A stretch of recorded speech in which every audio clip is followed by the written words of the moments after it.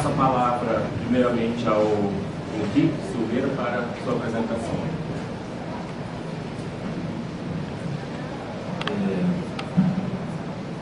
Boa noite a todas e todos. Também aqui quero começar agradecendo o convite do professor Bruno Sobral, de toda a equipe da rede ProRio. E aqui para a gente da Casa Fluminense é uma satisfação poder participar desse grupo. A gente já conversava com o professor, já acompanhava muitas discussões do professor Mauro Osório sobre o desenvolvimento do Rio de Janeiro. E depois, quando o professor Bruno trouxe essa proposta, a gente achou muito pertinente, tinha muita aderência com a missão da Casa Fluminense. E, enfim, a gente se colocou desde o início para participar, colaborar, para aprender e para construir espaços de troca com aquilo que a Casa Fluminense vem fazendo. Então, eu queria apresentar rapidamente a Casa Fluminense, eu queria fazer uma breve apresentação minha, assim, mais específica. A Casa Fluminense ela é uma organização da sociedade civil que tem como missão atuar para a construção de políticas e ações públicas na região metropolitana do Rio de Janeiro. Então a gente acaba funcionando como uma associação de direito e acaba funcionando como um polo de uma rede de pessoas e organizações que se identificam com a visão de um Rio de Janeiro mais integrado e menos desigual. Então, a gente acaba sempre atuando em rede, a gente busca sempre atuar em conjunto. Estou aqui meu amigo Sérgio Ricardo, do Movimento Bahia Viva, também a Ana Paula, da GEST Rio, da Associação de Gestores Públicos do Estado. Então, são organizações com quem a gente interage no nosso cotidiano. A gente atua uma estratégia que tem 3 frentes, né? Uma frente de mobilização social, uma frente de informação e uma frente de incidência política. A gente acredita que é necessário cada vez mais uma sociedade civil que esteja fortalecida, que esteja articulada, mas também que tenha informação para fazer um bom diagnóstico, para conseguir apresentar boas propostas no debate, informação para conseguir monitorar. Mas é isso, informação, mobilização, mas tem que ter incidência política, a gente tem que ter estratégia para fazer com que essa articulação consiga impactar naquilo que é o debate público e naquilo que é o poder público, né?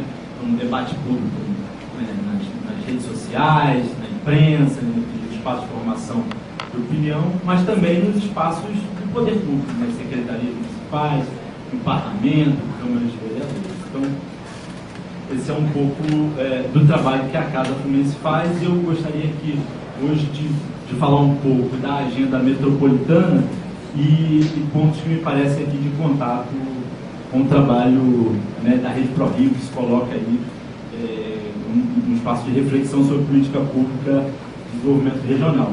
Mas também queria, ao me apresentar, dizer que sou também da UERJ, né, eu sou geógrafo formado no campus de Caxias, no campus da FEBEF. Sou cotista, tenho orgulho de ser cotista de cotas para negros na UERJ, poder estar aqui nessa mesa agora também, compartilhando um pouco dessa trajetória de estudo, mas também de ativismo, de ação política, né? Então, eu fui aluno da professora Simone Fada, que o professor Manafon a gente conhece. Então, dito isso, o que eu gostaria de falar aqui nesses minutos era um pouco atualizar, fazer uma linha de base da discussão da agenda metropolitana, né? É um tema muito caro para a Casa Fluminense. A gente acredita que para a gente superar parte das desigualdades do Rio de Janeiro, a gente precisa compreendê-lo na sua universalidade, né? Compreender o seu território metropolitano, hoje formalmente 22 municípios, pouco mais de 12 milhões de habitantes, e marcado por profundas desigualdades sociais, urbanas e econômicas, né? Então, ou a gente enxerga o Rio de Janeiro nessa escala e traça políticas, né, para superar a desigualdade nessa escala, ou a gente vai, enfim, produzir voos de galinha, né? Acha que vai fazer um evento internacional e que isso que é a saída para o Rio de Janeiro, vai fazer um puxadinho para cá, um puxadinho para lá, e não enfrenta seus problemas estruturais. E sobre a agenda metropolitana, eu acho que para a gente nivelar o debate, acho que algumas coisas recentemente aconteceram, né? A Casa Fluminense ela é uma organização fundada em 2013, então em 2013 começa esse debate. De lá para cá a gente tem pelo menos alguns marcos nesse debate metropolitano, tanto a nível do Rio de Janeiro quanto a nível nacional. Eu queria passar por eles.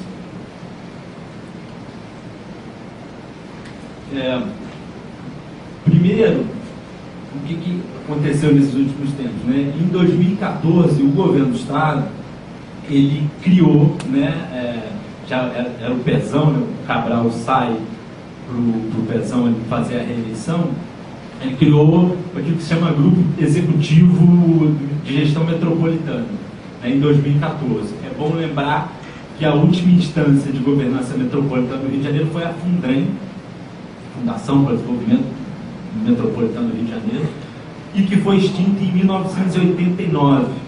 Né? Então você ficou pelo menos no Rio de Janeiro pelo menos 25 anos com um gap de olhar para essa escala de desenvolvimento, sem pensar políticas públicas para essa escala. Então a gente tem isso em 2014. Né? Esse grupo tinha como missão, lá no governo do Estado, elaborar aquilo que deveria ser um novo plano metropolitano, que apontasse diretrizes, né, para o desenvolvimento metropolitano do Rio de Janeiro, e também apresentar um projeto de lei na Assembleia Legislativa para a retomada da governança. Uma coisa é o planejamento, outra coisa é a governança, que reúne os prefeitos, o governador, enfim, os tomadores de decisão para a implementação desse plano. Né? Então, acho que esse é um marco. Outro marco a nível nacional, né, o Estatuto da Metrópole, né, que foi aprovado em 2015, que também vai dar diretrizes importantes para o planejamento, governança metropolitana, vai falar das funções públicas de interesse comum, vai falar que essas funções públicas de interesse comum, como saneamento e mobilidade urbana, em áreas metropolitanas, nem é só o Estado, nem é só o município que define. Você tem uma instância interfederativa, e aí a indicação para se construir agências metropolitanas para que seja um espaço de decisão política com concertação política para essas decisões. Então o Estatuto da Metrópole traz isso. E esse grupo, né, executivo no governo do Estado, ele, de 2015 para cá, ele fez algumas coisas. Enfim, essa história tem vários detalhes, né, não vou entrar em todos eles, mas ele elaborou, né, um plano de desenvolvimento metropolitano por meio de um consórcio, né, formado pelo escritório do Jaime Lerner, né, arquiteto famoso de Curitiba, foi prefeito de Curitiba, governador do Paraná, pelo escritório de Jaime Lerner e pela Quanta Consultoria, que é uma consultoria do Ceará. Esse grupo ficou responsável pela elaboração desse plano. A gente sempre fala que esse começo poderia ter sido bem melhor, né? Porque sempre quando a gente olha para Belo Horizonte, quem foi responsável pela construção do plano de desenvolvimento de Belo Horizonte foi o FMG. Então a universidade esteve desde o início na elaboração daquilo que era uma estratégia de desenvolvimento regional. Infelizmente não foi o nosso caso aqui no Rio de Janeiro. Né? Veio uma empresa de fora que vai lá ter alguns méritos no processo de elaboração do plano, mas nunca teria a densidade se esse processo tivesse feito, né, pela universidade, pela UERJ, pela FRJ, enfim, um consórcio de universidades do Rio de Janeiro que se dedicassem à elaboração desse plano. Então, mas, enfim, estamos aqui falando já dos fatos dados. Então, esse plano foi desenvolvido, a Casa Fluminense participou ativamente de várias dessas atividades, buscou fomentar a participação social em torno desse plano. A gente tem críticas a ele, mas a gente reconhece que ele é um documento que tem diretrizes importantes, né, para essa estratégia de desenvolvimento regional. E, então, você teve isso. E, do outro lado, você teve a apresentação ainda em 2015 na ALERJ de um projeto de lei que iria definir essa governança metropolitana. Né? Você imagina, quando sentar o governador e os 21 prefeitos, como é que se toma a decisão nesse espaço? Qual o peso do voto do governador, do prefeito do Rio de Janeiro, do prefeito de São Gonçalo, do prefeito de Japeri. Então, essa lei da governança era sobretudo uma lei de compartilhamento de poder. Isso não é nada fácil, né? Os prefeitos muitas vezes ficam com preocupação de perder poder. Isso ficou rolando na LERJ durante 3 anos, e o resumo da história é que no final de 2018, tanto esse plano metropolitano, aí estou falando plano, documento executivo, esse por acaso aqui é o resumo executivo do plano. Esse material está disponível na internet, né? Um site da consultoria que chama Modelar a Metrópole, tem todos os documentos, né, do processo. Então isso foi concluído no final de 2018, e a lei da governança metropolitana foi aprovada também no final de 2018. O plano foi no meio de 2018 e a lei no final. Então, a gente hoje, com todas as dificuldades, a gente está num outro patamar dessa discussão, né? Formalmente, nós temos a lei, que instala os passos, que não existia até pouco tempo atrás, e um plano, né? Esse plano, quando ele foi concluído, ele tem 6 eixos, né? E 131 propostas, né, para essa estratégia de desenvolvimento regional.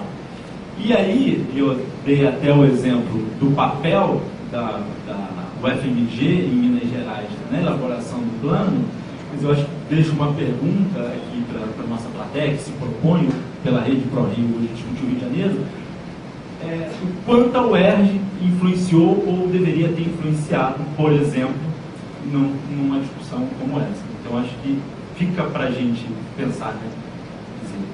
Coisa tão importante como o desenvolvimento regional, qual foi o papel da UERJ na elaboração desse documento. Então, certamente, alguns professores participaram, algum laboratório, mas de uma maneira talvez muito pontual para aquilo que poderia, talvez, eu acho que a Rede ProRio se coloca hoje como vértice, talvez, dessa interface com a política pública, de maneira mais institucional.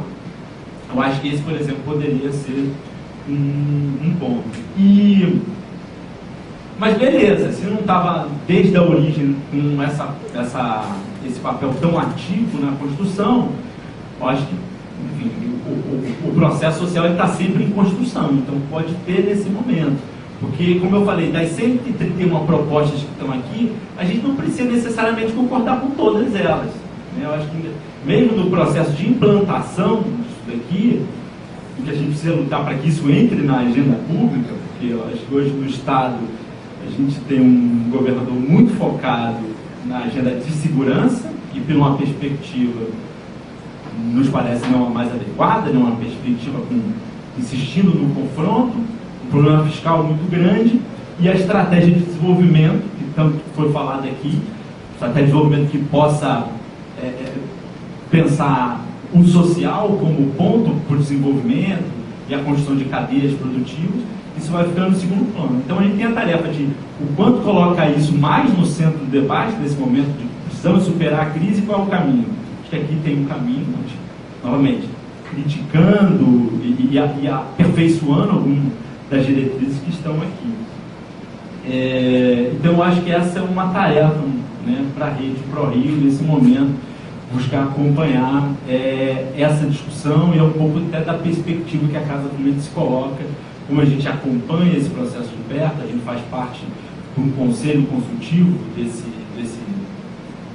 da Câmara Metropolitana, né? A Câmara, ela funciona em uma série de dificuldades nesse momento, mas você tem aquilo que é o órgão executivo, que seria uma espécie de Instituto Pereira Passos, né, metropolitano, que se chama Instituto Rio Metrópole, a Câmara dos prefeitos do governador, e um conselho consultivo que tem sociedade civil, sindicatos, empresas privadas, setores do poder municipal também. Então, a gente acompanha. E aí, eu acho que para eu caminhando aqui para encerrar, eu queria destacar algumas das diretrizes que o plano aponta, que eu acho que seria interessante a Rede ProRio se debruçar, né? Porque novamente, eu entendo que a UERJ já tem muita, a Jandira até falou aqui na mesa inicial, não é que a UERJ não se relaciona com as políticas públicas, ela já faz isso. Vai ter vários laboratórios que tiveram contribuições diversas com políticas públicas, com movimentos sociais, você vai ter isso, mas o desafio, eu acho que a inovação que a rede ProRio traz é como coloca isso em outra escala, né, com outro peso político, com outra voz mais coletiva da própria UERJ. Então, com esse desafio, eu acho que eu destacaria os seguintes eixos aqui, propostas, né, conjunto de propostas do plano metropolitano e que vale a pena a rede ProRio, né, novamente, se dedicar a aprofundá-lo. O primeiro é o seguinte: o plano, ele no diagnóstico dele, ele vai dizer que tem uma questão fundamental, que é, qual a principal característica, né, da região metropolitana? A concentração de oportunidades na área central da capital. Então esse é o principal problema. A gente ainda tem uma periferia com um déficit de infraestrutura muito grande, com baixa capacidade produtiva e automaticamente baixa capacidade de arrecadação. A gente ainda não tem um território produtivo na periferia metropolitana. Vai ter lá um complexo lá petroquímico na Reduc, você vai ter questões pontuais, mas ainda é uma periferia metropolitana com baixa capacidade produtiva. Então, o sentido principal do plano é a gente precisa produzir a tal metrópole polinuclear, né? Reduzir o peso da capital, desenvolvendo centralidades urbanas que consigam oferecer oportunidade de emprego, habitação, serviços públicos, lazer, isso tudo evitando grandes deslocamentos, né, cotidianos, né, da população da periferia, tendo que acessar todos esses serviços no centro do Rio de Janeiro. Então, dado esse diagnóstico, você tem essa proposição que é a primeira das 131, fortalecer essas centralidades urbanas. E o plano, ele dá nome a essas centralidades. Ele vai dizer o seguinte, que essas centralidades são Campo Grande, Madureira, Queimados, Nova Iguaçu, Duque de Caxias, Niterói e São Gonçalo. Esse seria um arco de centralidades que precisam concentrar investimentos públicos, requalificação urbana, ocupação dos vazios urbanos, adensamento da cidade, né, compactação da cidade.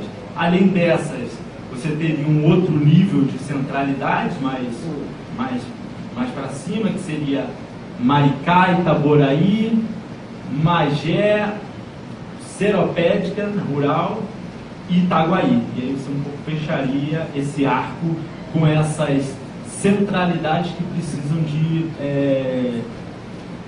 seriam a chave para a gente produzir uma metrópole e produzir um outro padrão, né, urbano, né, um outro padrão de desigualdade, que a gente pudesse reduzir esse padrão de desigualdade.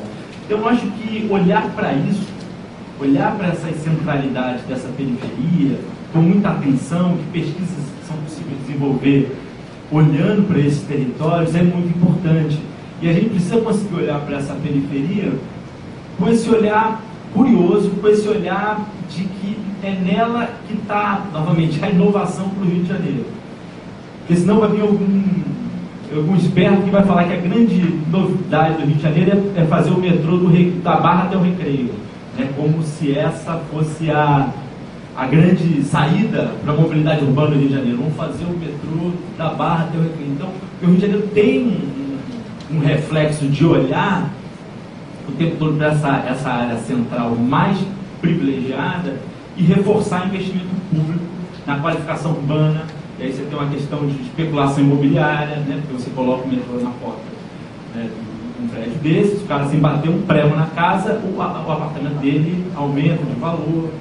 Então a gente precisa conseguir olhar para a periferia com esse olhar, e não é aquele olhar daquela moça do RJTV, da Naspolini, né, que o tempo inteiro está fazendo caricatura da periferia. Também não é esse olhar da periferia que a gente precisa, é um olhar sério, sóbrio, pensando com a estratégia de desenvolvimento a partir do território. Então, eu deixaria isso, e só para fechar esse ponto aqui da centralidade, esse próprio caso de Muzema, que a gente viu agora, né, dos prédios que caíram, mostra, apesar de toda a falácia de que tem que esvaziar o papel do Estado, né, o Estado tem que fazer menos, mas não vai ser o mercado que vai dar conta, por exemplo, disso. Né? Se você olhar o Muzema, tem pelo menos duas questões, até nessa pauta metropolitana, muito caras ali. Né? Você tem um Estado que não é capaz de garantir o controle e o uso, né, o uso e o controle do solo, construir onde não deveria construir, e você tem um Estado que não é capaz de oferecer política habitacional, que foi, no caso, a milícia que construiu os prédios e se vendeu. Quer dizer, então, se você retira do Estado esse papel, né, e esvazia ele, alguém vai ocupar esse papel.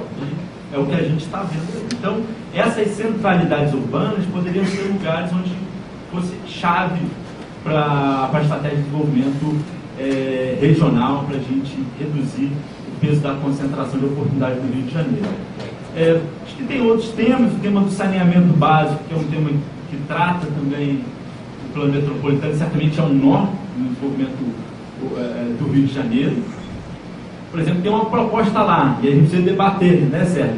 Quer dizer, tem uma proposta aqui que fala do cinturão sanitário, que seria basicamente aproveitar toda a rede de drenagem que existe no Rio de Janeiro, quer dizer, drenagem aqui que deveria ser só água da chuva, e você pegar, quando essa rede de drenagem está caindo nos rios, você coleta todas elas e joga para a estação de tratamento, quando, na verdade, a lei de saneamento básico diz que tem que ter duas redes coletoras, uma de drenagem e uma de esgoto.